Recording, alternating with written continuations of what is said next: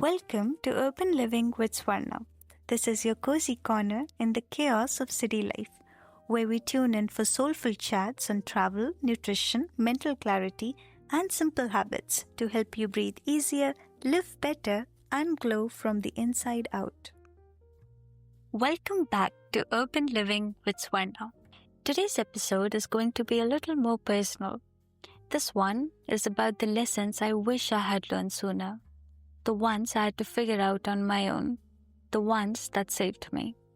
Last year, I lost my grandpa, my dada, and I felt completely shattered.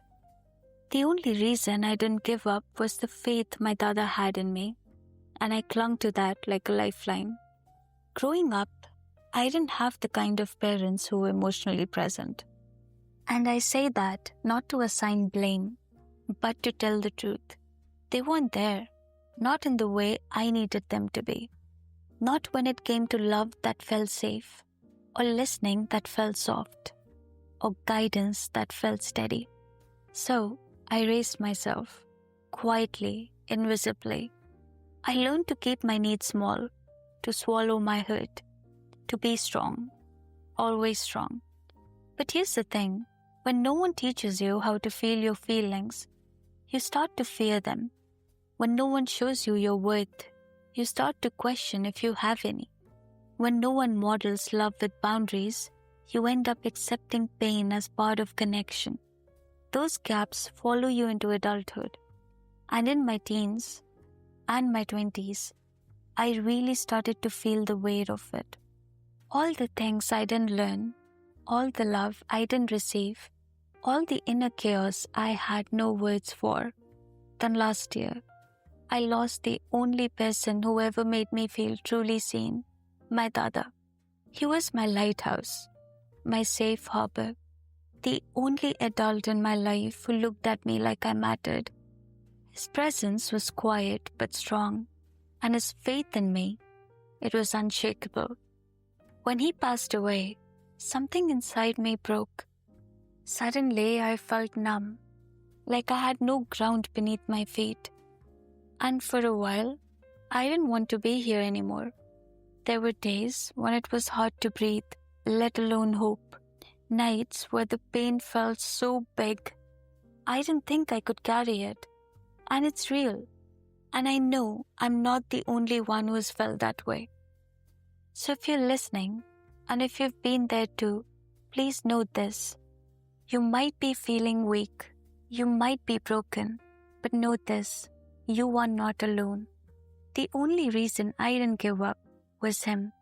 The only reason I didn't give up was the faith my dada had in me. When everything else crumbled, I held on to his belief in me. It reminded me that there was someone in this world who thought I was worth something. Someone who trusted I would make it through, even when I didn't believe in myself.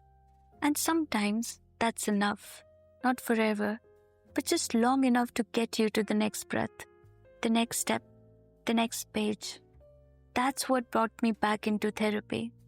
And one day, I showed up there, holding a journal. In it, I had written something that felt both like a confession and a declaration. I called it Essential Lessons Without Parents. And that's what I want to share with you next. It was my way of saying, these are the life skills I should have learned, but I'm teaching them to myself now, one by one. Writing this list wasn't just an exercise in reflection. It was a kind of quiet rebellion, a way of reclaiming all the love, guidance, and structure I didn't receive. It was also a promise to myself that even if no one taught me how to live, I could still learn how to thrive. Over time, I created a list of things that helped me heal, grow, and feel grounded, even when I had no one to fall back on. And today, I want to share that list with you. The first lesson I had to teach myself might actually surprise you. It wasn't about healing or emotions. It was about something much more basic: money. I remember after my grandpa passed away, I struggled a lot. I was stuck between quitting my job and paying rent. I remember sitting there thinking, what if I actually end up without a roof over my head? No family support, no backup plan, just fear. And I thought to myself, this might be it. I might not have a place to crash. I might not survive. It was in that moment I suddenly realized there's no one left who's going to sit me down and tell me how to manage money. No gentle advice, no warnings about overspending, no secret tricks about savings. It hit me. Financial literacy is one of those lessons you often learn too late, especially if you have grown up with instability or with parents who were absent, or worse, they were controlling in a way that never really taught you independence. Money is tied to safety, and when you've been through grief or grown up around toxic people, safety is that one thing you crave most. So the truth is, it's not about becoming rich. It's about creating stability so you don't have to depend on people who manipulate you. Here's what has helped me. Start small. Track every expense for a month. Trust me, it will surprise you where your money actually goes. Save something. Even 5% every time you earn, it should go into your bank account and no one else's.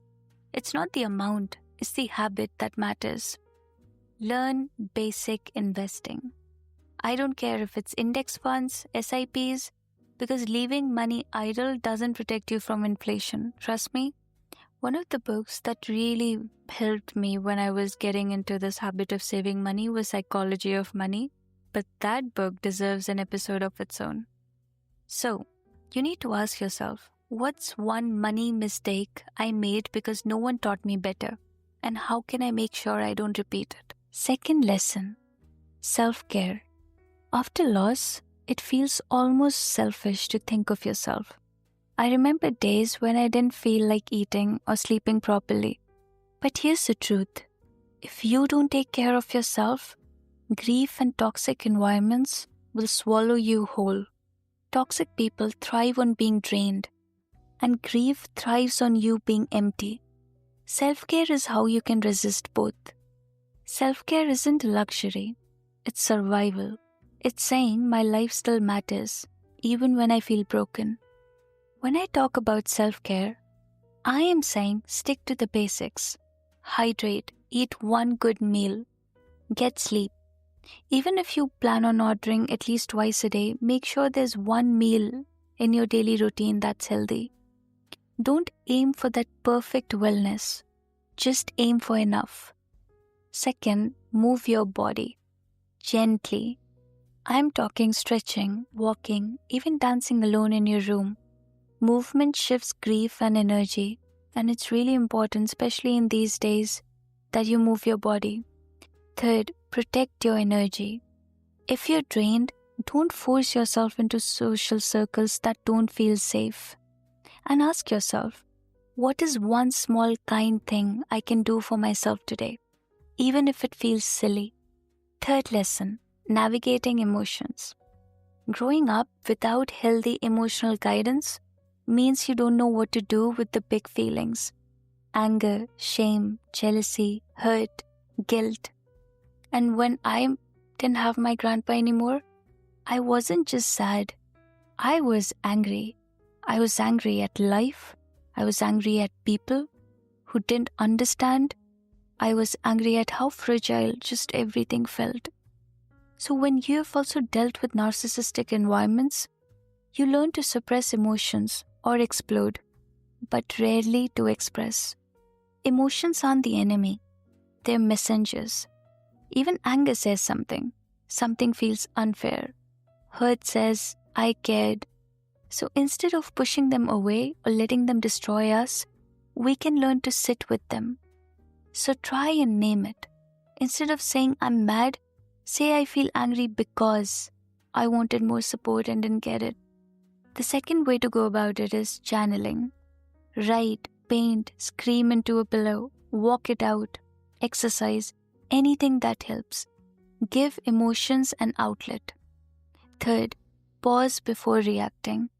I personally practice the 90 seconds of breathing rule. It says 90 seconds of breathing can save 9 days of regret. So next time you feel overwhelmed, try it and see if it helps. And ask yourself, what emotion do I find hardest to admit out loud? And what is it trying to tell me right now? Fourth lesson, setting boundaries. One thing I've learned dealing with grief and toxic people is that if you don't set boundaries, people will take more than you can give. After my grandpa passed, I realized how many people wanted things from me. Attention, help, even emotional labor, when I had nothing to give. Boundaries aren't about pushing people away. They're about protecting your peace so you can show up authentically. If you grew up in environments where love was conditional, saying no almost feels wrong. But actually, it's the most loving thing you can do for yourself. This is what I like to do. Use simple scripts. I can't commit right now. If that doesn't work for me, would suffice. Remember, a healthy person will respect your no. A narcissist won't. And that's how you know. And you need to start small. Just practice setting tiny boundaries and work your way up. And ask yourself, where in my life am I overgiving? What's one gentle boundary I can set for this week? Fifth lesson, establishing routines. Grief makes every day feel blurry. With narcissistic parents or partners, your life is unpredictable. You never know what mood you'll face. That chaos becomes normal. For me, routines became little lifelines. So for instance, routines aren't about rigidity. They're about creating tiny pockets of safety when everything else feels unstable. So this is what really helped me. A morning ritual. For instance, every morning I would drink 1 glass of water. And that was my morning ritual. Maybe that was the best I could do. You can set up any ritual you want. Maybe you have hydrating, stretching on your list. Maybe you could set just one gentle reminder or an intention and start from there. Similarly, build a night ritual. Unplug, journal, create a calm down practice, whatever works for you. But keep it flexible. Don't push yourself if you skip anything. Just return gently and ask yourself, what's one daily ritual that makes me feel safe and grounded?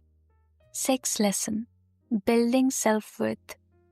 When you grow up with criticism or neglect, you start to believe your own worth is tied to achievements or how useful you are to others. That's not true. After my dada passed away, I noticed how quickly I tied my value to how strong I could be for others. Instead of asking, what am I worth to myself? Self-worth means knowing you are enough, even when you're not performing, even when you're grieving, even when you're not okay. This is what has really helped me. Write 5 qualities you love about yourself that aren't achievement-based. And affirm daily, I am enough, even in rest. Surround yourself with people who see your value, not just your utility. And ask yourself, when was the last time I felt proud of myself simply for being me? Seventh lesson, finding role models. With parents absent or emotionally unavailable, you often look elsewhere for guidance. And that's what happened to me. After losing the most important person in my life, I realized he was one of the few role models I had, and suddenly I had to search for new sources of wisdom. And while I'll always carry the lessons he taught me, sometimes when you're on your own, life becomes heavy and you start to feel alone. That's where role models come in. Role models don't have to be perfect. They just need to show you what's possible. Sometimes they're in books, sometimes in mentors, sometimes even in strangers. So, here are my tips for you. List 3 people you admire and the qualities they model. Borrow their lessons, but filter them through your own values. Don't just blindly believe what you see. Remember, inspiration doesn't mean imitation. And ask yourself, who inspires me and what lessons can I borrow from their life right now? 8th lesson, understanding healthy relationships. If you've dealt with toxic people, love can feel like walking on eggshells. So when you find a healthy relationship, it almost feels suspicious. I used to think conflict meant passion or silence meant safety. But grief taught me how fragile time is and how important it is to build safe relationships. Healthy love feels calm. It feels like exhaling, not like performing. So, look out for green flags: communication, respect, listening, accountability. Similarly, watch out for red flags: any manipulation, silent treatment, guilt tripping. That's my parents in a nutshell. Pay attention to how your body feels around someone. Are you tense or are you at ease?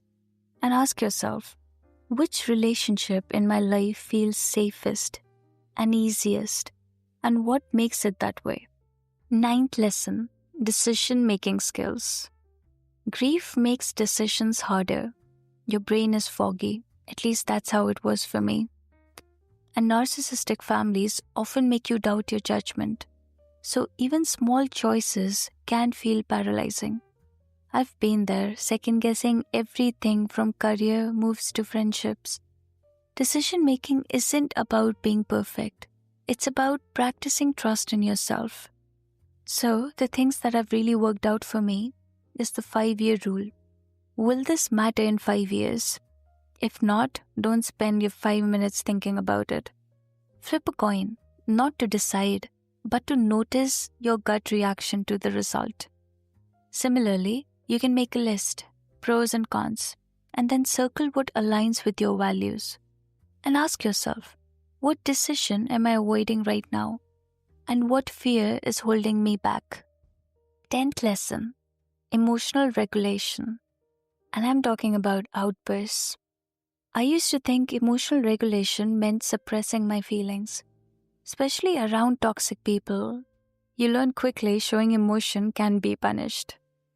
But even after my grandpa's passing, I realized unprocessed grief would leak out anyway, in anger, in silence, in exhaustion. Regulation doesn't mean shutting down emotions. It means creating space between feeling and reacting. Here's what has helped me: seeking therapy. With continuous panic attacks and anxiety attacks, it was no-brainer that I had to seek therapy. So here's what I learned in therapy: 4-7-8 breathing method. It's stupidly simple but really powerful. Inhale through your nose for 4 seconds and then hold it for 7 seconds. Exhale slowly through your mouth for 8 seconds. Do it 3 or 4 times and you will see that your heartbeat has slowed down.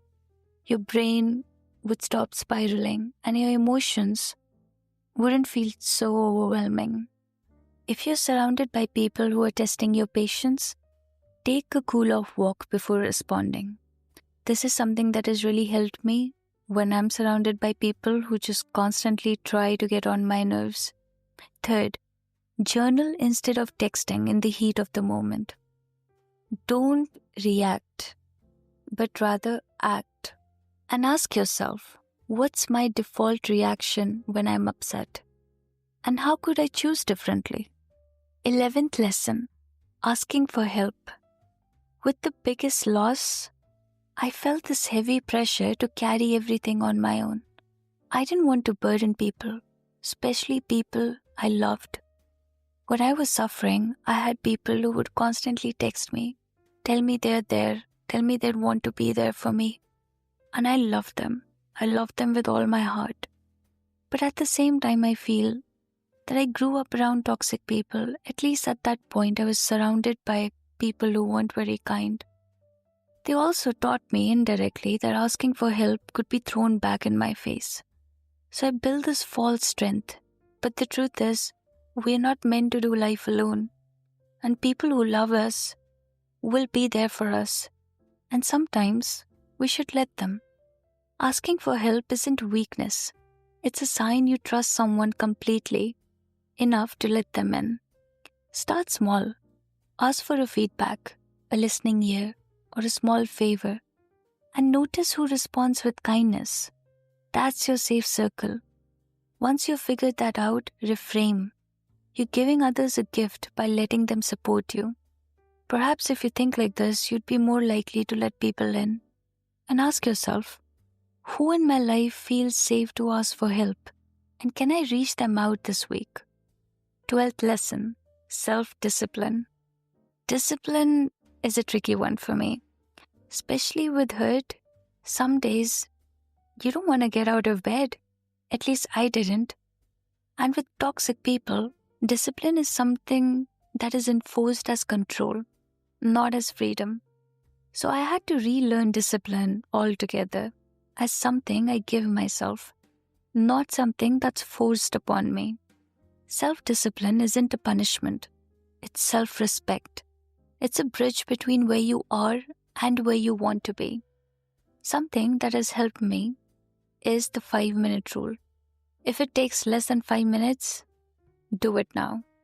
Try and anchor habits to existing ones. For instance, drink water after brushing my teeth. Since I always forget to drink water, so I've made it a rule. Once I've brushed my teeth, I'll finish a glass of water.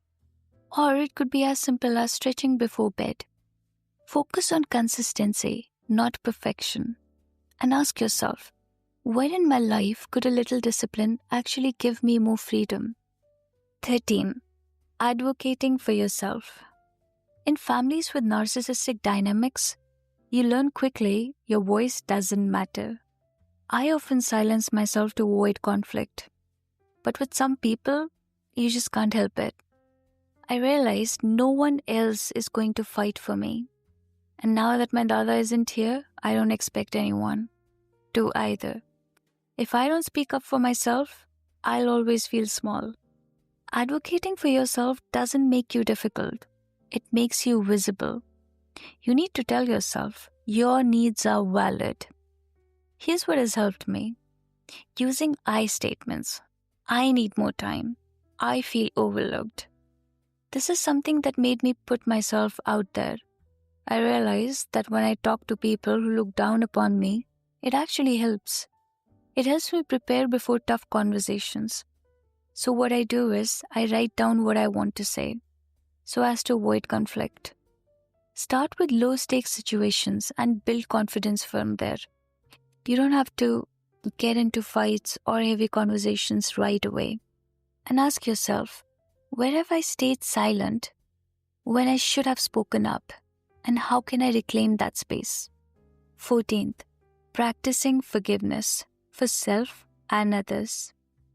After my dada's passing, I had regrets, things I didn't say, things I could have done for us, for him, and I didn't.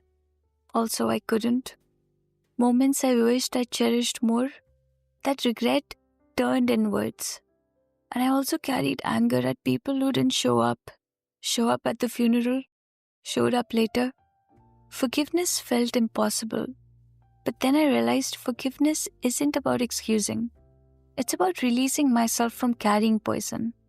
Forgiveness isn't about the other person. It's about giving yourself peace. At the end of the day, it's self-care. Here's what has helped. Writing an unsent letter to the person or yourself. I often wrote quite a number of letters, and trust me, it does help. Also realizing that forgiveness is in layers. You don't have to do it all at once. Take your own sweet time and separate forgiving from forgetting. You can release while keeping boundaries. And ask yourself, who or what am I still holding on to? What would forgiveness give me in return? 15. Balancing vulnerability with strength. After my loss, I had people saying, be strong. And others were saying, it's okay to cry. Honestly, I felt torn between the two. Vulnerability felt like a weakness, but pretending to be strong also felt fake. Especially when you have lived with toxic people, vulnerability can feel unsafe. But the truth is, they aren't the opposites. Real strength includes vulnerability. Being open doesn't make you weak. It makes you whole. Share your feelings with safe people, your safe space, not everyone. And try and journal when it feels unsafe to share out loud. There could be moments that you don't want to share with anyone, not even your loved ones. That's where journaling comes into place. And remind yourself, tears and courage can coexist.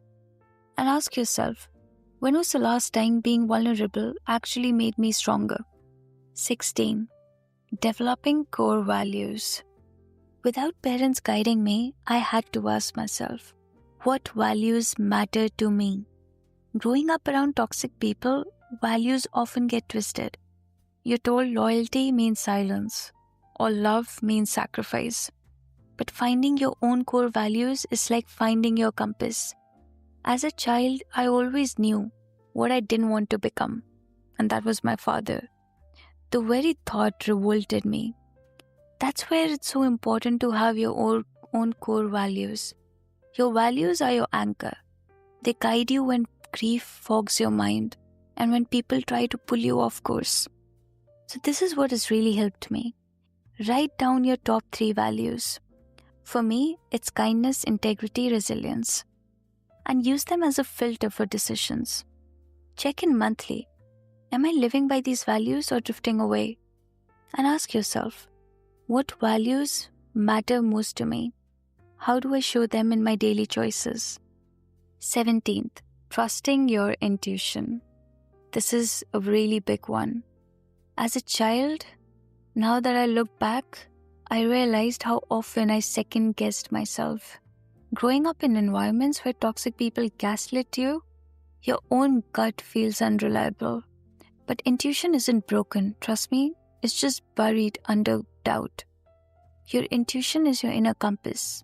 It gets clearer the more you practice listening to it. Here are my tips. Start with small choices. Notice your first instinct before overthinking. The second thing that really helps is keeping a gut journal to track moments where intuition was right. Third, learn to distinguish fear.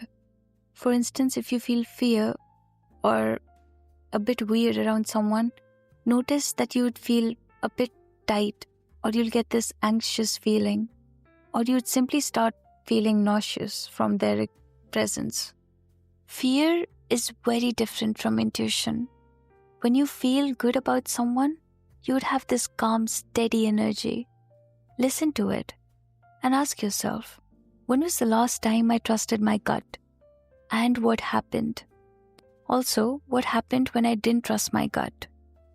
18th, creating stability. Especially stability that was missing as a child. Stability was something I craved as a child but didn't have. In grief, instability feels even sharper. You feel like the ground is gone. So I've had to learn to build stability for myself. Stability doesn't always come from family, and this one is so important to learn. It can be created through routines, safe spaces, people, and boundaries. Here's something that has really helped me, creating rituals. Your morning tea, evening walk, it could be anything to ground yourself. Whatever helps you. Second, build financial and emotional and physical safety nets, step by step. You don't have to get into all 3 right away. Start small. Third, surround yourself with people who feel safe and not chaotic. And ask yourself, what daily habit or ritual makes me feel safe and rooted? 19. Self-compassion. In grief, I often judged myself. Why am I not healing faster? Why do I still cry? But compassion for yourself, it's vital. Growing up without parents, unconditional love makes it even harder, but not impossible. Self-compassion is like treating yourself like you treat a hurting friend. With patience, with kindness, and lots of care. Try and replace self-criticism with self-talk. I'm doing the best I can, instead of saying I'm good for nothing. Second, this is something that has really helped me, which is writing a letter to yourself as if you were comforting a child, or writing a letter to your younger self. In my worst moments, this practice has really helped me. Third, give yourself permission to rest without guilt. It's okay to take a break every now and then and ask yourself, how can I show myself kindness today? And do just that. 20th, empathy for others. Losing someone reminds you that everyone is fighting unseen battles. But if you grew up with toxic people, empathy can get warped. You either give too much or none at all. Relearning empathy has been healing for me. Empathy connects us. It allows us to see others without losing ourselves. Here's what has really helped. Listen without planning your reply. Just listen. Let the other person talk. You're not there to offer your opinions right away. You're just there to listen. And try and practice empathy with boundaries. You can still care about the person without overgiving. And remember, empathy is a strength, not a weakness. And ask yourself, how can I be present for others without abandoning myself? Lesson 21. Releasing the past. My grandpa's passing reminded me how much I was carrying. Grief, old wounds, memories of neglect. Honestly hurt, I still have nightmares. But holding on to the past keeps you stuck. And letting go doesn't mean forgetting. It means making space for what's to come next. Release the weight of the past so you can step into the future where support and love are possible. Trust me, try these rituals of release, journaling, writing letters you don't send, meditation. Learn to acknowledge pain, but don't let it define you. Don't build your life around the hurt you witnessed. And try and seek out a safe place where you can really learn to be yourself. And ask yourself, what part of my past am I ready to let go of? And who can I lean on as I do this? Lesson 22. Building a support system. I used to think support systems was something people were born into. You either had a family that showed up for you, or you were just unlucky. But I learned that support isn't something you have. It's something you build. And no, I am not talking about suddenly making 10 friends or trauma bonding with strangers on Reddit. I'm talking about building your network in layers. Maybe you can have one friend for emotional grounding, someone you can vent out to without being judged. Maybe you can have another friend who's more solution-oriented, someone who helps you think logically when you spiral. Another person who shares your ambition or growth mindset to keep you moving forward. Maybe a few acquaintances at your gym, at a new hobby that you recently started, a neighbor, a barista that you get your coffee from regularly. People who make you feel seen without needing depth. Support doesn't always come in one person, and it's very important to learn. Sometimes it's a team of people who fill different roles in your life. And if you don't have anyone yet, start with being your own support until others arrive. Because when you show up for yourself with consistency, trust me, the right people will naturally align. I want to end this episode by dedicating today's episode to my dada, my anchor, my father, my safe space. Even though he's not here with me anymore, everything I do carries a part of him. And if you're someone listening who's stuck in a toxic relationship with your parents, or if you have felt orphaned in any way, please believe me when I say this. It does get better. I'm proud of you for holding on, for showing up, and for making it through another day. If you feel like reaching out, you can always reach out to me at suwarnajoshi1515@gmail.com. I would love to hear from you. And if this episode has helped you in some way, please share it with someone who might need to hear it too. And if you're feeling overwhelmed, struggling with your mental health, or having thoughts of harming yourself, please know you're not alone. Reach out and talk to someone. If you're listening in India, you can dial 112 or connect with 24/7 helplines like Telemanas 144161800 8914416. If you're listening from USA, you can dial 911 for emergencies or reach out to 988 Suicide and Crisis Lifeline available round the clock. And remember, seeking therapy and sharing how you feel and asking for help are signs of strength, not weakness. Take care of yourself. You matter. Thank you for being here with me. Sending you lots of love. Bye for now.